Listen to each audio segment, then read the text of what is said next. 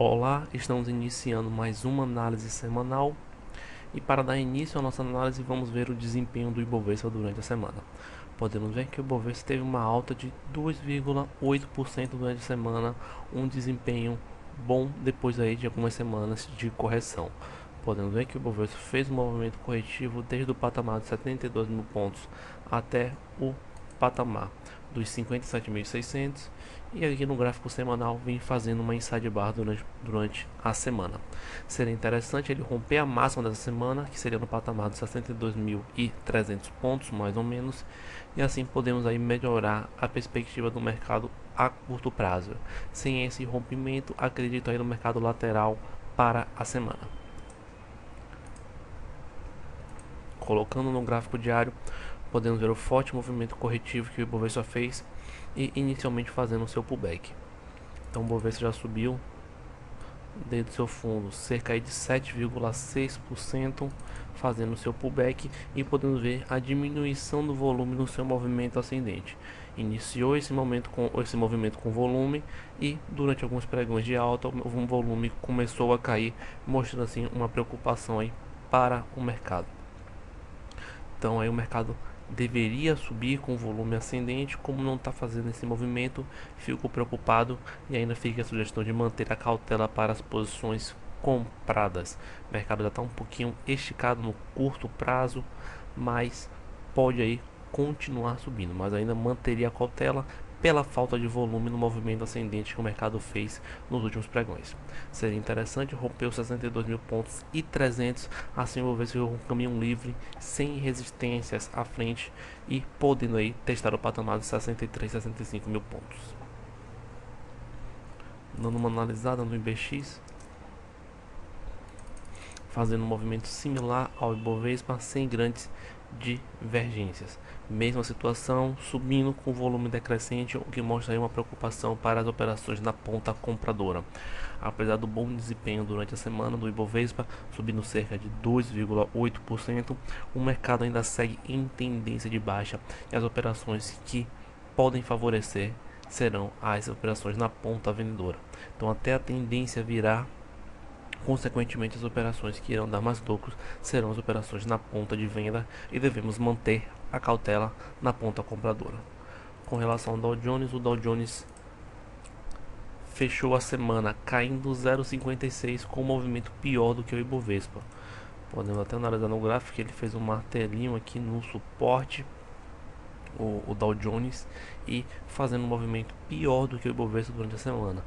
Ultimamente o Ibovespa sempre vinha com desempenho superior ao do Ibovespa, ou caindo menos ou subindo mais, e durante a semana tivemos uma inversão de valores, fazendo aí o Dow Jones cair mais durante a semana. Então o Dow Jones sentiu mais durante a semana que o Ibovespa, o que é mais um sinal negativo que eu diria para o nosso mercado, pois ele pode compensar essa correção que o Dow Jones fez durante esta semana.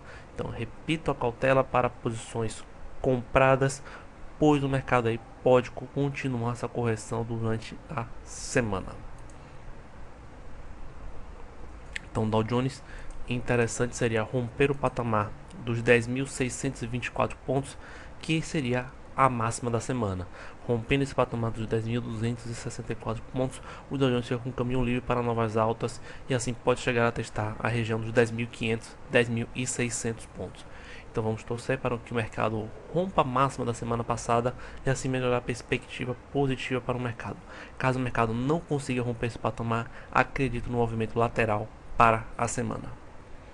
Dando uma analisada no dólar, podemos ver que o dólar fez um topo duplo na região do 1,90 e fez um pullback, pode assim fazer um movimento ascendente. Já podemos até traçar uma pequena LTA que vem respeitando aqui e pode voltar a fazer um movimento ascendente e testar novamente os 1,90.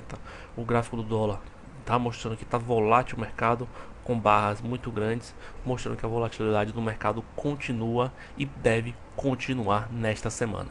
Então dólar em região de suporte pode continuar a subir, o que deve prejudicar o nosso mercado no curto prazo.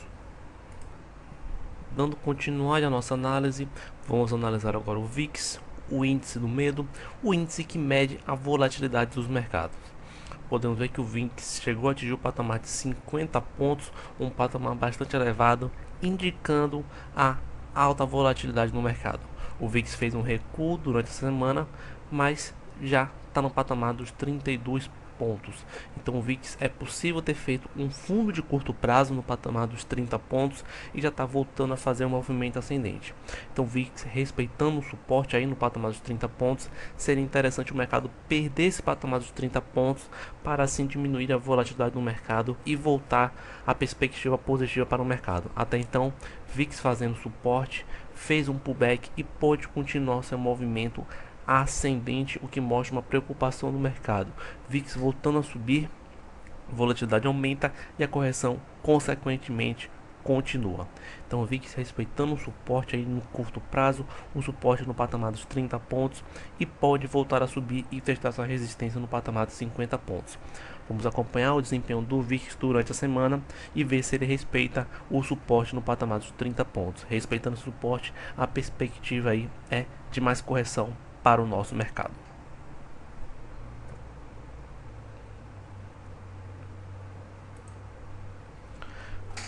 Colocando uma análise nova aqui na nossa análise semanal, é interessante que a gente vê o gráfico do euro.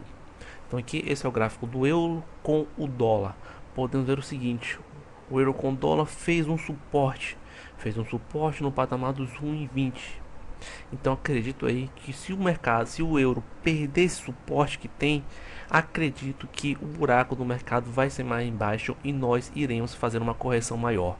Então vamos acompanhar o euro, é um importante indicador neste momento de crise no mercado, e o euro seria interessante para o mercado respeitar esse suporte e voltar a subir. Se o euro perder esse suporte que fez na região dos 1,20, é possível sim o mercado iniciar uma correção mais aguda. Então vamos ficar atento ao desempenho do euro durante a semana e torcer para que ele respeite esse suporte no patamar dos 1,20 e que volte a subir. Então diria aí que o euro é um indicador importante aí para o cenário atual, e vamos acompanhar de perto o euro e ver se ele perde este suporte. Perdendo esse suporte no patamar dos 1,20, seria interessante abrir posições de venda no mercado, pois a correção deve continuar e ser mais aguda. Vamos agora dar uma analisada nos contratos em aberto por parte dos estrangeiros. Podemos ver que a linha azul representa o Ibovespa e a linha vermelha representa os contratos em aberto por parte dos estrangeiros. Bom, desde semana passada os estrangeiros já começam a operar vendidos no contratos futuros e esta semana manteve essa posição. Então os estrangeiros seguem vendidos no contratos futuros, o que me leva aí um viés negativo para a semana. Acredito que a semana será um movimento lateral ou no movimento de correção, pois os estrangeiros continuam vendidos em contratos futuros, mostrando-se uma perspectiva negativa para o mercado. Então, faz 2 semanas que os estrangeiros já seguem vendidos no mercado futuro, então minha perspectiva segue negativa para o mercado, pois os estrangeiros já estão operando na venda no mercado futuro e isso mostra um viés negativo para o mercado para a semana. Não tivemos uma melhora no número de contratos, então seguimos com um viés negativo para esta semana. Dando uma analisada, o fluxo do saldo do investimento estrangeiro. Novamente a linha azul representa o Ibovespa e a linha vermelha representa o saldo. O saldo continua caindo, continua negativo.